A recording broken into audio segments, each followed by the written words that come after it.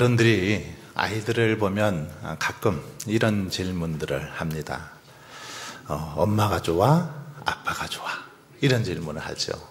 할아버지들도 자주 그렇죠. 손자들을 보면 할아버지가 좋아? 할머니가 좋아? 어쩌면 참 난처한 질문이죠. 대답하기 곤란합니다. 그런데 영특한 아이들은 이런 질문을 받을 때 엄마, 아빠 둘 다 좋아요. 이렇게 대답을 합니다. 어떤 경우는 이렇게 맛있는 간식을 해줄 때는 엄마가 좋고 장난감을 사줄 때는 아빠가 좋아요. 이렇게 대답하기도 하죠. 저도 예전에 한번 그렇게 물어본 적이 있습니다. 못 모르고 아이에게 물어봤더니 이 아이가 한참을 고민하다가 그냥 울음을 터뜨리더라고요. 아마 대답하기 곤란했던 모양입니다. 여러분, 우리도 인생을 살아가다 보면 여러 가지 이런 질문을 받을 때가 있습니다. 그리고 그 중에는 아주 중요한 질문도 있죠. 그 질문에 어떻게 대답을 하느냐에 따라서 칭찬을 받기도 하고 또 점수를 잃어버리기도 합니다. 면접관의 질문에 잘 대답을 하면 좋은 점수를 받아 이렇게 합격하기도 하죠. 그러나 잘못 대답을 하면 떨어지기도 하는 것을 볼 수 있습니다. 오늘 본문에도 보면 아주 중요한 질문 앞에 놓인 이 한 사람을 발견할 수 있습니다. 바로 에스겔이지요. 어느 날 하나님께서는 권능으로 이 에스겔에게 임재했습니다. 그리고 성령께서 이 에스겔을 데리고 어디론가 그렇게 데리고 갔습니다. 그곳은 골짜기 가운데로 보니까 이 마른 뼈가 가득했습니다. 마른 뼈가 가득했는데 이 많은 학자들은 이 골짜기가 그발 강가 텔아비브 부근의 평원 골짜기가 아닐까 이렇게 추정을 합니다. 이 골짜기로 에스겔을 데리고 간 겁니다. 그리고는 그 뼈들 사이로 이렇게 지나가도록 하셨습니다. 그것을 직접 목도하도록 하신 거죠. 에스겔이 이 마른 그 뼈가 가득한 골짜기를 골짜기를 바라본 결과 마른 뼈들이 가득 그 골짜기에 있었습니다. 그리고 이 뼈들 정말 다 이렇게 말라 있었습니다. 완전히 말라 있는 그런 모습을 볼 수 있었습니다. 그런데 하나님께서는 이것을 다 이렇게 에스겔에게 보여주신 후에 이렇게 물으신 것입니다. 인자야, 너는 이 뼈들이 살아날 것을 믿느냐? 이런 질문을 하신 것입니다. 하나님은 에스겔의 이름 대신에 인자야 이렇게 부르시면서 이 질문을 하셨습니다. 인자는 문자적으로 아담의 아들이란 그런 뜻을 가지고 있습니다. 즉 흙으로 만든 사람의 아들이란 뜻으로 흙처럼 연약하고 힘이 없는 스스로 어떤 일도 할 수 없는 무능한 존재라는 의미 바로 인자입니다. 이렇게 인자야라고 부르시면서 묻는 것입니다. 이 인자라는 단어 구약 성경에 보면 에스겔서 그리고 다니엘서에 많이 나오고 있는데 오늘 이 에스겔서에 보면 에스겔을 향해서 인자라고 부르는 그런 모습이 무려 93에 나오고 있는 걸 볼 수 있습니다. 에스겔을 향해서 인자야 이렇게 하나님께서 부르시고 있는 거죠. 그리고 신약에서는 예수님께서 자신을 가리켜서 인자라고 하셨습니다. 사복음서에 보니까 81회 나오고 있는 걸 볼 수 있습니다. 하나님께서는 에스겔을 인자라고 부르시고는 아주 이제 심각한 질문을 던지셨습니다. 인자야, 이 뼈들이 능히 살 수 있겠느냐? 이런 질문을 하신 겁니다. 너무 갑작스러운 질문이었죠. 난처한 질문이었습니다. 황당했죠. 이 질문을 받고 에스겔이 얼마나 당황했을지 상상이 됩니다. 아마 이 질문에 그냥 머리가 하얘졌을 것 같습니다. 어떻게 대답해야 할지 몰랐을 것 같습니다. 여러분이라면 만일 하나님께서 이렇게 질문하신다면 뭐라고 대답하시겠습니까? 에스겔은 어떻게 대답하고 있습니까? 인자인 사람의 생각으로는 대답이 어쩌면 간단합니다. 그렇지 않겠습니까? 아니요. 불가능합니다. 이게 사람의 대답 아니겠습니까? 사람의 생각으로는 그렇죠. 그러나 하나님은 그 대답을 원치 않으셨습니다. 물론 아주 오랫동안 말라있던 마른 뼈를 살리는 일, 사람의 능력 밖의 일이지요. 그 일은 사람의 능력으로는 불가능했습니다. 그것은 전능하신 하나님만이 하실 수 있는 그런 일이었죠. 그래서 에스겔은 고민 끝에 오늘 본문에 보면 이렇게 대답을 하고 있는 걸 볼 수 있습니다. 3절을 보세요. 인자야, 이 뼈들이 능히 살 수 있겠느냐 하시기로 내가 대답하되 주 여호와여 주께서 아시나이다. 에스겔은 심사숙고한 끝에 주께서 아시나이다. 이렇게 대답을 하고 있습니다. 하나님만 아시죠. 이런 대답입니다. 참 명쾌한 대답이죠. 우리가 제대로 대답을 할 수 없을 때 하나님만이 아십니다. 이게 이런 답변이야말로 어쩌면 지혜로운 답변이 아닌가 싶습니다. 에스겔은 하나님께서 원하시는 대답을 합니다. 주께서 아시나이다. 이 말은 그냥 저는 모르지만 주님만이 아십니다. 이런 의미라기보다는 이런 그 뜻을 내포하고 있습니다. 즉 마른 뼈를 살리고 죽이는 거, 이것은 하나님의 결정 여부에 달려 있습니다. 이런 말입니다. 하나님의 결정 여부에 달려 있습니다. 하나님의 주권에 즉 달려 있다라는 그런 고백입니다. 하나님의 주권에 있는 거지 내가 잘 모른다. 그래서 오직 하나님만이 아신다라고 그렇게 대답했습니다. 하나님은 에스겔의 이 대답을 기뻐하셨습니다. 여러분, 하나님은 에스겔에게서 바로 이 믿음의 고백을 듣기 원하셨던 거죠. 왜요? 마른 뼈가 되살아나는 놀라운 역사는 믿음의 고백으로 시작되기 때문입니다. 믿음의 고백을 통해서 놀라운 역사가 일어나기 때문이라는 거죠. 그동안 에스겔의 믿음 죽어 있었습니다. 그의 소망은 죽어서 오래된 어쩌면 마른 뼈와 같았습니다. 바벨론 포로란 그 골짜기에 떨어져 있던 모든 이스라엘 백성들의 믿음 역시도 마찬가지였습니다. 그런데 하나님께서는 이 에스겔에게 에스겔서 1장부터 36장까지 계속된 이 환상과 비전을 이렇게 보여주시고 믿음을 키워주신 걸 볼 수 있습니다. 환상을 통해서, 비전을 통해서 에스겔의 믿음을 키워주셨습니다. 하나님을 알게 해주신 거죠. 그래서 하나님은 전능하신 창조주 하나님이라는 믿음을 다시금 심어주셨던 것입니다. 하나님은 에스겔에게 이런 믿음을 주시고 이제 질문을 하신 겁니다.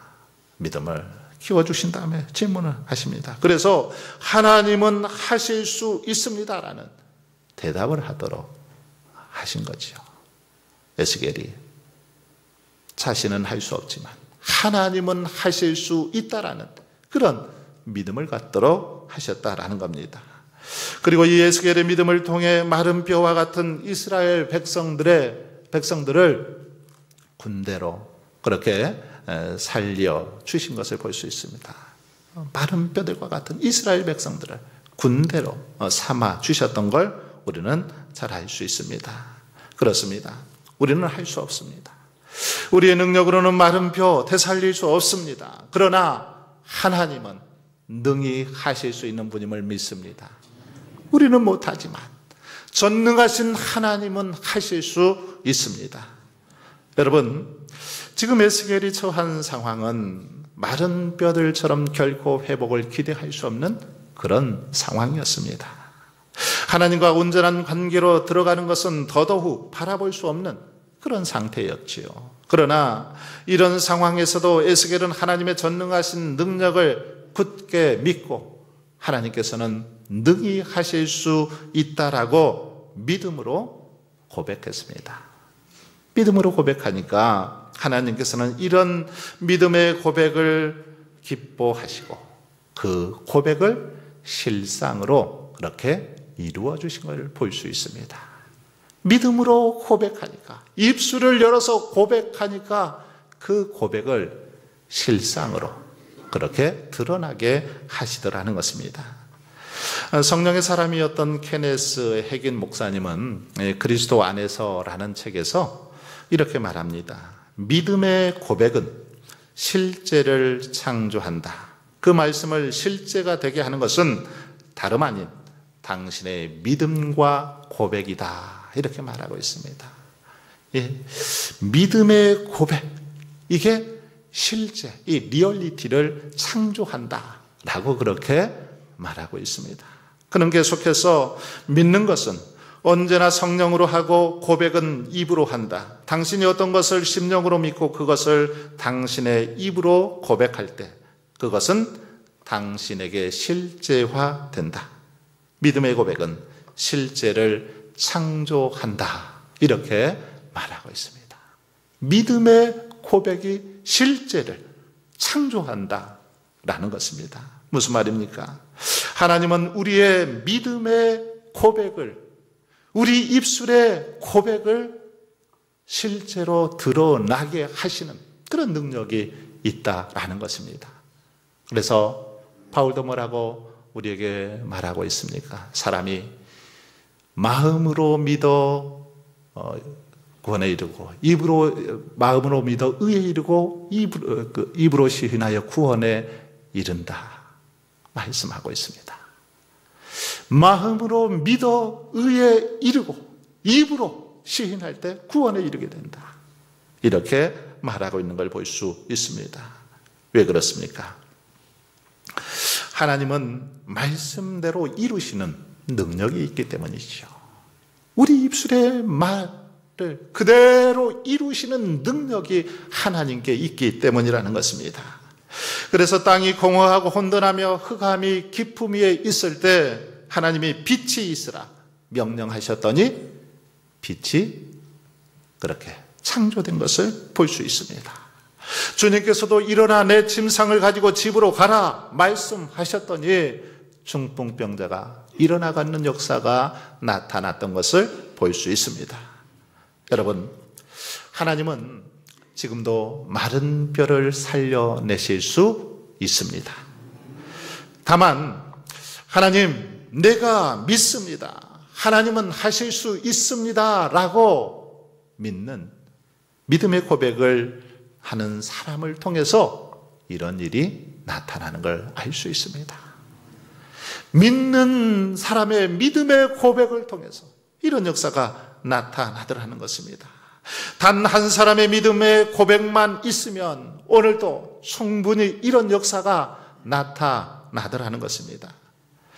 하루는 예수님께서 길을 가실 때 맹인 두 사람이 자신들의 눈을 고쳐달라고 소리치죠. 그때 주님은 그들에게 이렇게 물었습니다. 내가 능히 이 일을 할 줄을 믿느냐? 내가 능히 이 일을 할 줄을 믿느냐?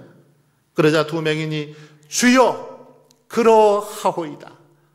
주여 그렇습니다. 믿습니다라고 대답했습니다. 그랬더니 정말 믿음대로, 그들의 믿음대로 눈이 밝아졌던 것을 잘 알 수 있습니다.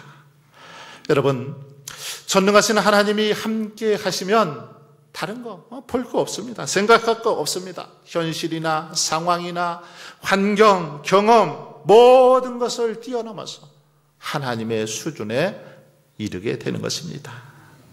절망이 소망이 되고 반석이 물이 되고 거친 광야가 숲으로 변화되는 능력 하나님께 있기 때문입니다. 여러분, 이와 같이 하나님은 지금도 마른 뼈와 같이 죽어있는 우리의 믿음을 다시 살려내시는 줄 믿습니다. 죽은 영성을 다시 살리시고 오래된 뼈와 같이 말라 비틀어져 있는 우리의 사랑을 다시 회복시키시고 잠자던 기도의 무릎을 다시 일으켜 세워주시는 줄 믿습니다. 그래서 우리들로 하여금 다음과 같이 믿음의 고백을 하게 하십니다. 인자인 나는 할 수 없지만 전능하신 하나님은 하실 수 있습니다.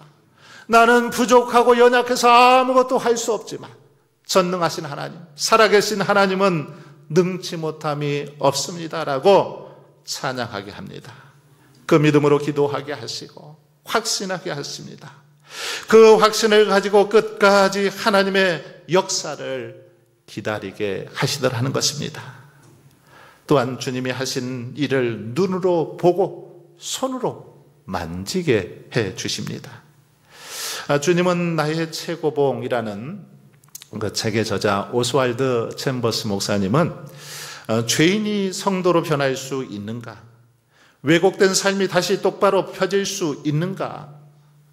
이 물음에 대한 답은 주 여호와여 주께서 아시나이다 라고 그렇게 이야기하고 있는 걸 볼 수 있습니다. 그렇습니다. 저와 여러분이 믿음의 고백을 가지고 나아갈 때 오직 우리 주님만이 우리를 새롭게 하시고 살리시고 회복하여 주시는 것입니다. 여러분, 그런데 이런 믿음의 고백을 했음에도 능력이 나타나지 않을 때가 있습니다. 이렇게 믿음으로 고백함에도 불구하고 나타나지 않을 때가 있습니다. 언제일까요? 언제 그럴까요? 케네스 해긴 목사님은 믿음의 고백을 하였음에도 하나님의 능력이 나타나지 않는 이유는 용서하지 않고 사랑하지 않기 때문이다. 이렇게 설명하고 있습니다. 베드로전서 3장 8절로 12절에서 이런 사실을 잘 보여주고 있습니다. 마지막으로 말하노니 너희가 다 마음을 같이하여 동정하며 형제를 사랑하며 불쌍히 여기며 겸손하며 악을 악으로 욕을 욕으로 갚지 말고 도리어 복을 빌라. 이를 위하여 너희가 부르심을 받았으니 이는 복을 이어받게 하려 하심이라. 그러므로 생명을 사랑하고 좋은 날 보기를 원하는 자는 혀를 금하여 악한 말을 그치며 그 입술로 거짓을 말하지 말고 악에서 떠나 선을 행하고 화평을 구하며 그것을 따르라. 주의 눈은 의인을 향하시고 그의 귀는 의인의 간구에 기울이시되 주의 얼굴은 악행하는 자들을 대하시느니라 하였느니라. 베드로는 복을 우리들이 이어받기 위해서는, 우리가 하나님께서 약속하신 그 축복을 누리기 위해서는 형제를 사랑하고 불쌍히 여기며 겸손하며 악을 악으로 욕을 욕으로 갚지 말고 도리어 복을 빌어 줘야 된다라고 그렇게 말하고 있습니다. 다시 말하면 즉 사랑하지 않고 용서하지 않고는 복을 받을 수 없다는 것입니다. 능력이 나타나지 않는다는 것이요. 여러분, 이처럼 용서하지 않고 사랑하지 않고는 복을 받지 못하고 능력이 나타나지 않아요. 이것을 좀 더 쉽게 표현하면 주님의 말씀을 듣지 않을 때, 주님의 말씀에 순종하지 않을 때 이런 기적, 이런 능력이 나타날 수 없다는 것입니다. 바꾸어 말하면 능력이 나타나기 위해서는 말씀을 들어야 한다는 것입니다. 말씀에 순종해야 한다는 거죠. 말씀에 순종할 때 마른 뼈가 다시 살아나고 회복의 역사가 일어난다라는 것입니다. 4절을 한번 보십시오. 또 내게 이르시되 너는 이 모든 뼈에게 대언하여 이르기를 너희 마른 뼈들아 여호와의 말씀을 들을지어다. 마른 뼈들을 향해서 여호와의 말씀을 들을지어다. 이렇게 외치고 있습니다. 압달락에서 하나님께서는 에스겔을 향해서 마른 뼈들의 이 소생 가능성에 대해서 질문을 하시죠. 그리고 에스겔은 하나님의 주권을 인정하는 그런 믿음의 답변을 했습니다. 기뻐하시는 답변을 했죠. 그런데 4절 이하를 보면 하나님께서는 에스겔의 믿음을 확인하신 후에 한 걸음 더 나가서 이제는 이 마른 뼈들을 향해서 하나님의 말씀을 선포하라고 합니다. 외쳐보라는 것입니다. 대언하여 외치라. 믿는다라고 말만 하지 말고 믿는다면 직접 한번 실천하고 외쳐보라는 것입니다. 마른 뼈들을 향해서 외치라는 거죠. 뭐라고 외치라는 것입니까? 너희 마른 뼈들아 여호와의 말씀을 들을지어다. 이렇게 외치라는 것입니다. 여러분, 왜 이렇게 외치라고 하는 걸까요? 말씀을 들어야 마른 뼈가 살아날 수 있기 때문입니다. 그렇습니다. 마른 뼈가 살아나기 위해서는 하나님의 생명의 말씀을 들어야 합니다. 말씀이 들려져야 생기가 돋고 회복의 역사가 일어나기 때문이죠. 7절 말씀을 보세요. 이에 내가 명령을 따라 태어나니 태어날 때에 소리가 나고 움직이며 이 뼈 저 뼈가 들어맞아 뼈들이 서로 연결되더라. 10절도 한번 보십시오. 이에 내가 그 명령대로 대현하였더니 생기가 그들에게 들어가매 그들이 곧 살아나서 일어나 서는데 극히 큰 군대더라. 할렐루야. 그렇습니다. 말씀이 선포되고 들려질 때의 마른 뼈에 힘줄이 생기게 되고 살이 오르고 가죽이 덮여졌습니다. 그리고 생기가 임하자 살아서 큰 군대가 되었다라고 그렇게 말하고 있습니다. 말씀을 들을 때 이런 역사가 일어나더라는 거죠. 그러나 반대로 말씀을 듣지 않으면, 말씀을 순종하지 않으면 어떨까요? 결국 그 영혼은 죽을 수밖에 없습니다. 그 영혼은 병들어 죽습니다. 말라 비틀어져서 죽게 되죠. 왜 그렇습니까?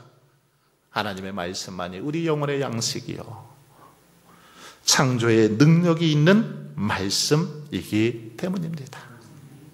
창조의 능력이 있는 말씀, 생명의 양식, 바로 그것이 하나님의 말씀이기 때문에 그 말씀이 들려지지 않으면 죽을 수밖에 없습니다. 여러분, 하나님은 말씀으로 세상을 창조하셨습니다. 말씀으로 우주 만물을 지으셨죠.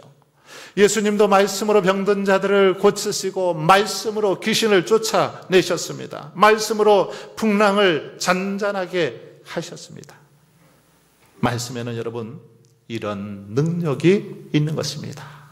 생명을 살리고 회복시키는 능력, 바로 하나님의 말씀 속에 있더라는 것입니다.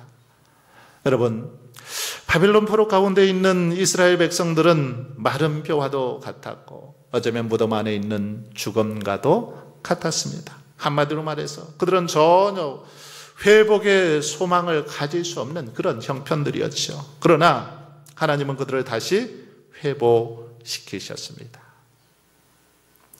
여러분, 우리는 우리들이 인정하지 않아도 언젠가 다 죽어서 무덤에 들어가게 될 그런 존재들입니다. 우리의 뼈들은 흩어지고 이제 가루가 되어서 날리고 말 것입니다.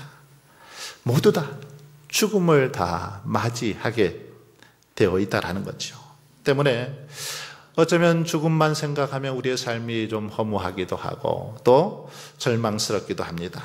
그러나 여러분, 하나님은 생명의 주이십니다. 하나님께서는 죽은 자라도 능히 다시 살리실 수 있는 그런 분이시죠. 그래서 하나님께서는 마지막 날에 우리를 다시 살리실 것이라고 분명히 성경에서 약속하셨습니다. 따라서 바벨론 포로 가운데서 마치 마른 뼈와 같았던 이스라엘 백성들이 하나님의 약속대로 다시 회복되는 것처럼 오늘 우리도 죽음 가운데서 반드시 다시 살아나고 부활하게 되는 줄 믿습니다. 그러므로 저와 여러분은 이 사실을 믿고 확신하며 살아가시기를 바랍니다. 그래야 내 삶 속에서 아무리 절망적인 상황이 닥쳐오고 아무리 힘든 그런 상황에 놓여있다 할지라도 생명의 주이신 하나님께서 우리를 붙드시고 우리를 다시금 일으켜 주시고 굳건하게 세워 주실 줄 믿습니다. 하나님을 바라보며 소망 가운데 확신 가운데 거하도록 도와주실 것입니다. 사랑하는 성도 여러분, 오늘 우리에게는 마른 뼈가 살아나는 그런 역사가 필요합니다. 우리에게도 사방으로부터 이 하나님의 생기가 몰려오는 그런 은혜가 필요하죠. 우리의 삶 속에도, 우리 가정에도, 우리 교회에도 이 나라, 이 민족에게도 하나님의 은혜가 필요합니다. 마른 뼈에게 성령의 생기가 들어오는 그 은혜가 필요하다라는 것입니다. 그러나 우리는 할 수 없습니다. 하지만 우리 하나님은 하실 수 있습니다. 하나님은 오늘 우리에게 말씀하십니다. 이제 내 차례다. 이제 너에게 묻겠다. 너는 지금도 나 여호와는 마른 뼈에게 생기를 불어넣어서 큰 군대로 만들 수 있다고 믿느냐? 마른 뼈를 살릴 수 있다고 믿느냐?